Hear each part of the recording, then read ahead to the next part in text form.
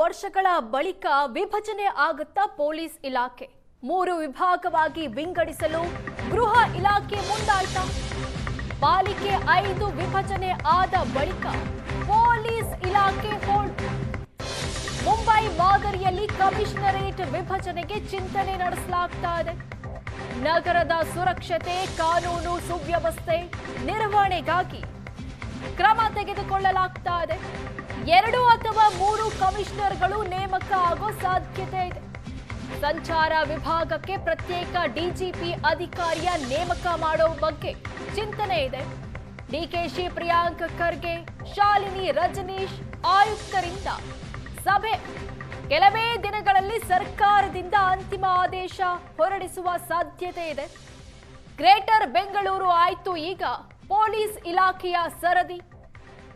ಈ ಬಗ್ಗೆ CM DK Shivakumar, Priyank Kharge, Shalini Rajneesh ಒಂದು ಸುತ್ತಿನ ಸಭೆ ನಡೆಸಿದ್ದಾರೆ. ಕೆಲವೇ ದಿನಗಳಲ್ಲಿ ಸರ್ಕಾರದಿಂದ ಅಂತಿಮ ಆದೇಶ ಹೊರಡಿಸೋ ಸಾಧ್ಯತೆ ಇದೆ. 2 ಅಥವಾ 3 ವಿಭಾಗಗಳಾಗಿ ಮಾಡುವಂತಹ ಚಿಂತನೆ ಇದೆ. ಮುಂಬೈ ಮಾದರಿಯಲ್ಲಿ ಕಮಿಷನರೇಟ್ ವಿಭಜನೆಗೆ ಚಿಂತನೆ ಮಾಡ್ತಾ ಇದೆ ಸರ್ಕಾರ. ನಗರದ ಸುರಕ್ಷತೆ, ಕಾನೂನು ಸುವ್ಯವಸ್ಥೆ ನಿರ್ವಹಣೆಗಾಗಿ ಇಂಥದೊಂದು ನಿರ್ಧಾರವನ್ನ ರಾಜ್ಯ ಸರ್ಕಾರ ಮಾಡ್ತಾ ಇದೆ.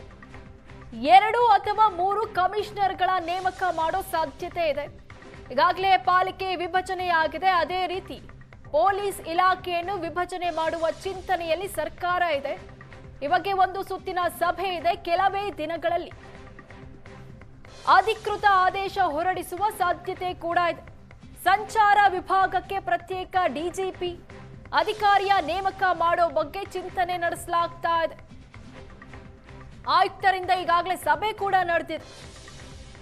69 ವರ್ಷಗಳ ಬಳಿಕ ಪೊಲೀಸ್ ಇಲಾಖೆ ವಿಭಜನೆ ಆಗುತ್ತಾ ಅನ್ನೋ ಕುತೂಹಲ. 3 ವಿಭಾಗವಾಗಿ ಪೊಲೀಸ್ ಇಲಾಖೆ ವಿಭಜನೆಗೆ ಸರ್ಕಾರ ಚಿಂತನೆ ನಡೆಸಿದೆ. ಪರಿಶೀಲನೆ ಮಾಡಿ ಎಲ್ಲವೂ ಸರಿಯಿದ್ರೆ ಮಾತ್ರ ವಿಭಜನೆ ಮಾಡ್ತೇವೆ. ಬೆಂಗಳೂರಲ್ಲಿ ಗೃಹ ಸಚಿವ ಪ್ರಿಯಾಂಕ್ ಖರ್ಗೆ ಈ ಬಗ್ಗೆ ಮಾಹಿತಿ ನೀಡಿದ್ದಾರೆ. ಪೊಲೀಸ್ ಇಲಾಖೆ ವಿಭಜನೆ ಬಗ್ಗೆ ಸಿಎಂ ವರದಿ ತಯಾರಿಸಲು ಹೇಳಿದ್ದಾರೆ. ಆಡಳಿತಾತ್ಮಕ ಆರ್ಥಿಕ ಸಾಧ್ಯತೆಗಳ ಬಗ್ಗೆ ಅಧ್ಯಯನ ಮಾಡ್ತೇವೆ. ಎಲ್ಲವೂ ಸರಿಯಿದ್ರೆ ಮಾತ್ರ ವಿಭಜನೆ ಮಾಡ್ತೇವೆ ಅಂತ ಪ್ರಿಯಾಂಕ್ ಖರ್ಗೆ ತಿಳಿಸಿದ್ದಾರೆ. ಸಿಎಂ ಡಿಕೆ ಶಿವಕುಮಾರ್ ಈ ಬಗ್ಗೆ ಸೂಚನೆ ಕೊಟ್ಟಿದ್ದಾರೆ. ಎಲ್ಲ ಸರಿ ಇದ್ರೆ ವಿಭಜನೆ ಮಾಡ್ತೀವಿ ಅನ್ನೋ ಮಾತನ್ನ ಪ್ರಿಯಾಂಕ್ ಖರ್ಗೆ ತಿಳಿಸಿದ್ದಾರೆ. ನೋಡಿ, ಇನ್ನ ಅದು ಮಾನ್ಯ ಅದು ಒಂದು ನೋಟ್ ತಯಾರು ಮಾಡಕ್ಕೆ ಹೇಳಿದ್ದಾರೆ. ಅದರ ನೋಟನ್ನು ಸಂಪೂರ್ಣವಾಗಿ ಪರಿಶೀಲನೆ ಮಾಡಿ ಏನೇನಿದೆ, ಹೇಗಿದೆ ನೋಡ್ಕೊಂಡು ಮಾಡೋಣ. ಅಡ್ಮಿನಿಸ್ಟ್ರೇಟಿವ್ಲಿ ಫೀಸಿಬಲ್ ಇದೆಯಾ, ಎಕನಾಮಿಕಲಿ ಫೀಸಿಬಲ್ ಇದೆಯಾ, ಮತ್ತು ಕೇಡರ್ಸ್ನ ಯಾವ ರೀತಿ ನಾವು ರ್ಯಾಷನಲೈಸ್ ಮಾಡ್ಬೋದು, ಅದೆಲ್ಲ ಇನ್ನು ಸ್ಟಡಿ ಮಾಡಿಬಿಟ್ಟು ಮಾಡೋಣ. ಸರಿ ಇದ್ದರೆ ಖಂಡಿತವಾಗೂ ಮಾಡ್ತೀವಿ. ಅಂದರೆ ಒಂದು ಕಮಿಷನರೇಟಿಗೆ ಏನು ಒತ್ತಡ ಹೆಚ್ಚಾಗ್ತದೆ? ಯಾವ ಥರ ನೋಡಿ, ಈಗ ಬೆಂಗಳೂರು ವಿಸ್ತರಣೆ ನಿಮ್ಗೆ ಗೊತ್ತಿದೆ. ಈಗ ನಾನು RDPR ಸಚಿವನೂ ಇದ್ದೆ. ಈಗ ಆನೇಕಲ್ ಇರ್ಬೋದು, ನಿಮ್ಮ STT ರೋಡ್ ಇರ್ಬೋದು, ಎಲ್ಲನೂ ಕೂಡ ಆಲ್ಮೋಸ್ಟ್ ಸಿಟಿ ಒಳಗಡೆ ಬಂದಂಗೆ ಆಗ್ತಾ ಇದೆ. ಆಮೇಲೆ ಕ್ರೈಮ್ಸ್ ಕೂಡ ಏನಾಗ್ತಾ ಇದೆ, ಹೊರ ವಲಯದಿಂದ ಈಗ ಸೆಂಟ್ರಲಿಗೆ ಫೋಕಸ್ ಆಗ್ತಾ ಇದೆ. ಸೊ ಅದರಿಂದ ವಾಟ್ ಎವರ್ ಇಟ್ ಈಸ್, ಅದು ಸಾಧಕ ಬಾಧಕ ನೋಡ್ಕೊಂಡು ನಾವು ಮಾಡ್ತೀವಿ. ಏನೇ ಮಾಡಿದ್ರೂ ವೈಜ್ಞಾನಿಕವಾಗಿ ಮಾಡಬೇಕು. ಇರೋ ಬಗ್ಗೆ ಹೆಚ್ಚಿನ ಡೀಟೇಲ್ಸ್ ಕೊಡ್ತಾರೆ ನಮ್ಮ ಪ್ರತಿನಿಧಿ ಚೇತನ್. ಮತ್ತೆ ಸಂಪರ್ಕದಲ್ಲಿ ಚೇತನ್, 69 ವರ್ಷಗಳ ಬಳಿಕ ಇಂಥದ್ದೊಂದು ವಿಭಜನೆ ಮಾಡಲಾಗುತ್ತೆ ಅನ್ನೋ ಚಿಂತನೆ ನಡೀತಾ ಇದೆ. ನಗರದಲ್ಲಿ ಕ್ರೈಮ್ ರೇಟ್ ಜಾಸ್ತಿ ಆಗ್ತಾ ಇದೆ ನಿಜ. ಆದ್ರೆ ಈ ರೀತಿ 2 ರಿಂದ 3 ವಿಭಾಗ ಮಾಡೋದು ಅಗತ್ಯ ಇದೆಯಾ? ಯಾವ ರೀತಿ ವರ್ಕ್ ಆಗಬಹುದು ಇದು?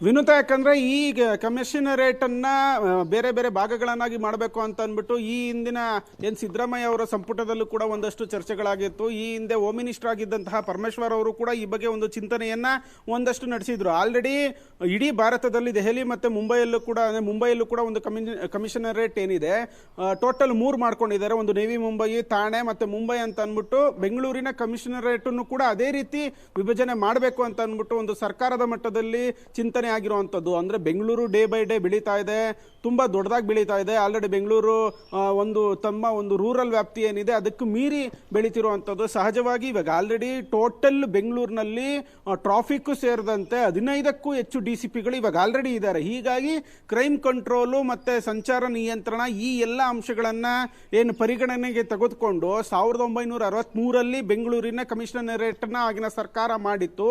ಅದಾದ ನಂತರ ಒಟ್ಟು 69 ವರ್ಷಗಳ ನಂತರ ಇದೀಗ 3 ಭಾಗವಾಗಿ ಒಂದು ವಿಂಗಡಣೆ ಮಾಡೋದಕ್ಕೆ ಒಂದು ಸರ್ಕಾರದ ಮಟ್ಟದಲ್ಲಿ ಚಿಂತನೆ ಶುರುವಾಗಿರುವಂಥದ್ದು. DGP ಇರ್ಬೋದು, ಏನು ಖುದ್ದು ಗೃಹ ಸಚಿವರು ಇರ್ಬೋದು, ಹೀಗೆ ಎಲ್ಲರೂ ಕೂತ್ಕೊಂಡು ಒಂದು ಚರ್ಚೆಯನ್ನು ಮಾಡಿದ್ದಾರೆ. Crime rate day by day ಜಾಸ್ತಿ ಆಗ್ತಾನೆ ಇದೆ.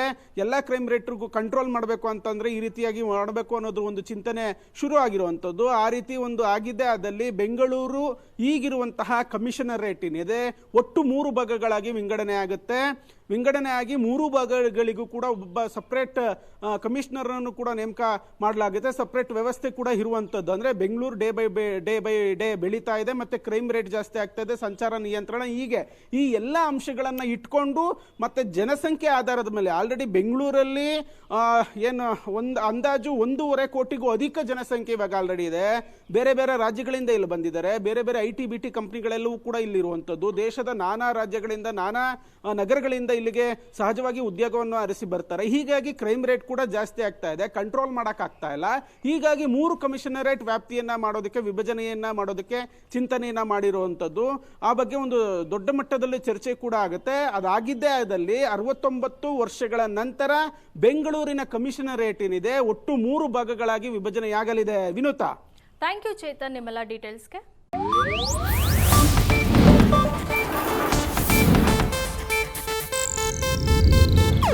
ಇದು ಏಷ್ಯಾನೆಟ್ ನ್ಯೂಸ್ ನೆಟ್ವರ್ಕ್ ಪ್ರಸ್ತುತಿ.